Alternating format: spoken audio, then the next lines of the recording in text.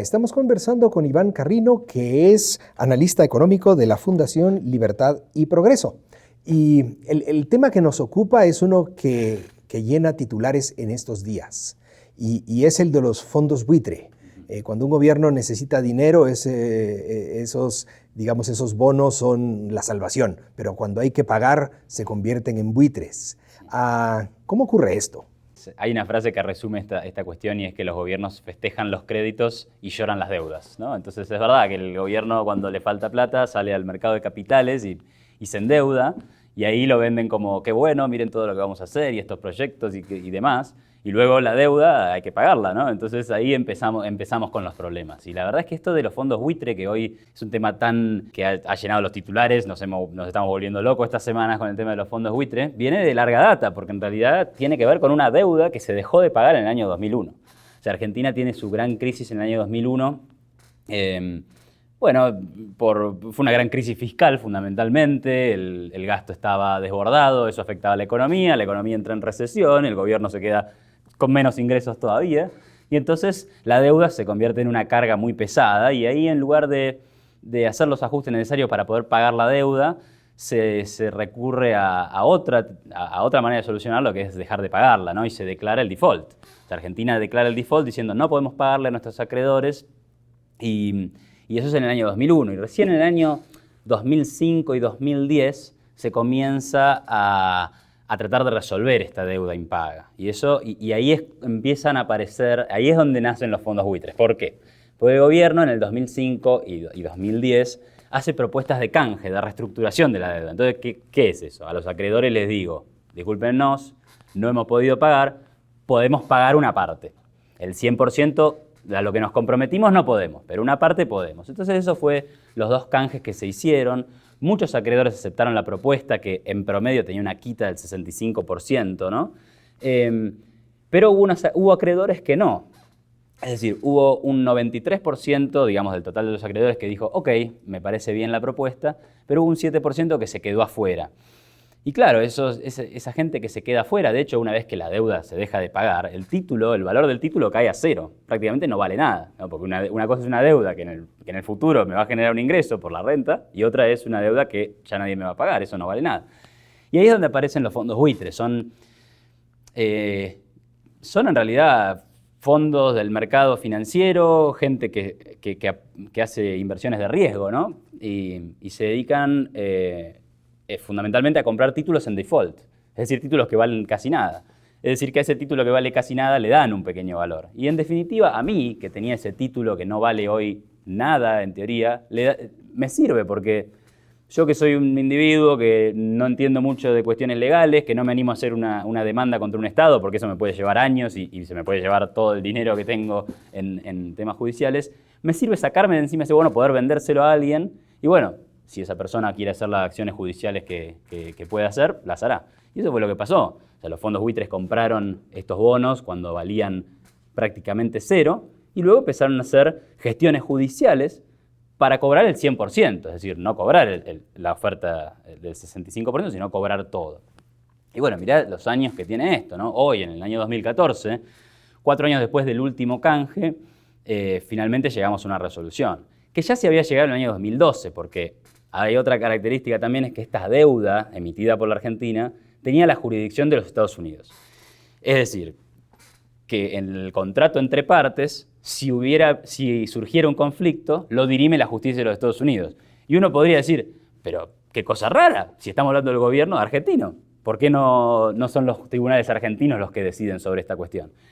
Y bueno, ¿y por qué no? Y porque Argentina tiene un historial de reglas de juego y seguridad jurídica muy floja, ¿no? Poca seguridad jurídica, poco respeto por las instituciones. Entonces, da más confianza que el que dirima los conflictos sea la justicia de un país como Estados Unidos, que la dirima la justicia argentina, que en general está sometida a presiones políticas, ¿sí? Y que va a decidir en función de otras cosas que no es lo estrictamente establecido en los contratos. Entonces, la justicia norteamericana, en el año 2012, el ahora famoso juez Griesa, le da la razón a los demandantes y dice: Argentina debe pagar. Y Argentina debe pagar a los holdouts, es decir, a los fondos buitre, en simultáneo con los pagos que le está haciendo a esas personas que sí ingresaron en el canje. Es decir, que esto te bloqueaba a vos la posibilidad de seguir cumpliendo esos compromisos que generaste en el 2005 y en el 2010. Ahora, el gobierno argentino consiguió una medida cautelar por la cual podía seguir haciendo esos pagos, hasta que se resolviera la cuestión, porque obviamente el gobierno apeló. Y eso fue lo que pasó en el 2014. Llegó a la Corte Suprema el caso y la Corte Suprema dijo, este caso no lo vamos a tomar. Queda en firme la sentencia de Griesa. Entonces Argentina hoy tiene que pagar el 100% a los fondos buitres en simultáneo a lo que ya está pagando. ¿Y por qué se entra en default? Porque en definitiva con los holdouts siempre estuviste en default, porque nunca les pagaste. ¿Por qué se entra en default? Porque ahora no les podés pagar a los que efectivamente aceptaron los canjes. Es decir, el default es con esa gente que aceptó la quita y que ahora no puede pagar porque el pago porque pagarles implicaría violar la sentencia que dice que hay que pagarle a los dos en simultáneo. Así que es eso, así estamos hoy, ¿no? En el discurso de V for Vendetta en la televisión, V dice algo así como... ¿Quién es el culpable? Bien, sin duda hay quienes son más responsables que otros y habrán de rendir cuentas. Sin embargo, siendo sinceros, si buscan a un culpable, solo necesitan verse al espejo. Unos son más responsables que otros. Los que son más responsables van a enfrentar las consecuencias. Pero si quieren ver un verdadero responsable, hay que verse al espejo. ¿A quiénes son los responsables cuando un país se endeuda, cuando un país, en fin, de esta situación? Sí, bueno, evidentemente el discurso del gobierno es, no sé si es original, yo creo que ya, por lo menos en nuestros países estamos acostumbrados a que estas cosas pasen, ¿no? Entonces, ¿cuál es el discurso del gobierno? La culpa es del juez y la culpa es de los fondos buitre. O sea, imagínense, esta gente nunca le prestó plata a la Argentina y ahora hacen ganancias del no sé cuánto %. Sí, bueno, pero la verdad es que el que generó la deuda, y no solo el que generó la deuda, sino que el que hizo que esos bonos valieran nada, fue el gobierno por repudiar su deuda. Es decir, no solo te endeudaste, no solo no reconoces tus contratos porque decís que no vas a pagar, sino que además la culpa la tiene otro, digamos. El responsable, ahí por ahí habría que decir que el gobierno actual, es decir, Cristina Fernández de Kirchner, el gobierno anterior, Néstor Kirchner, bueno, es verdad, no fueron los responsables de emitir esa deuda, ¿sí?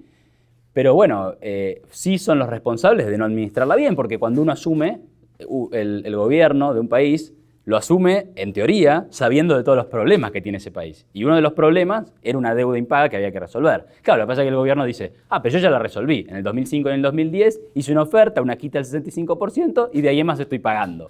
Claro, bueno, pero hay una parte que te olvidaste. Y es verdad, es un 7%, es muy poco, y en una empresa probablemente el 7% hubiera tenido que aceptar la quita, porque eso está en los contratos y la ley que... Pero en nuestro caso, lamentablemente, no había lo que hoy hay, que se llaman cláusulas de acción colectiva, en donde cuando hay una mayoría suficiente que acepte una renegociación, el resto no tiene posibilidad de accionar. Lamentablemente, en nuestro caso, nuestros contratos decían otra cosa, se necesitaba que todos estuvieran de acuerdo con la renegociación y si no, había posibilidad de hacer acciones judiciales y eso es lo que pasó. Entonces, sí el gobierno actual es responsable de no haber atendido esa situación en el momento en el que había que atenderlo. Y además es responsable de que hoy, frente a una decisión de toda la justicia norteamericana, decidir no cumplirla. Y esas consecuencias las vamos a vivir en el futuro, porque imagínate si ya teníamos poca seguridad jurídica, lo que implica esto en términos de seguridad jurídica. Cuando las cosas me salen a mi favor, está todo bien, todos somos amigos. Cuando salen en contra mío, no cumplo los fallos. De un gobierno que no cumple fallos, de una justicia a la que voluntariamente se somete, da una pésima imagen ante el mundo y diría que nos aísla todavía más, porque una cosa sería que fuéramos un país totalmente integrado, esto nos aislaría. Nosotros ya somos un país que está bastante aislado del mundo y esto nos aísla todavía más. Finalmente, Iván, si fuera posible que los gobiernos y las sociedades aprendieran de la experiencia ajena, ¿hay alguna lección breve para aprender en América Latina de esta experiencia? Sí, de esta experiencia, para mí el primer mensaje, lo más importante, y es lo que tenemos que aprender incluso los argentinos, es si no queremos problemas con los Griesa, si no queremos problemas con los fondos buitres, si no queremos problemas con la deuda, hay que aprender a que los gobiernos tienen que vivir dentro de sus posibilidades, es decir, austeridad fiscal.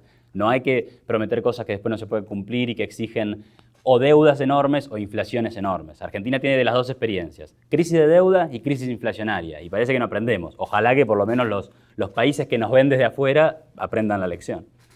Muchas gracias por compartir estas ideas y estas experiencias con nosotros. Y a ustedes también, muchas gracias.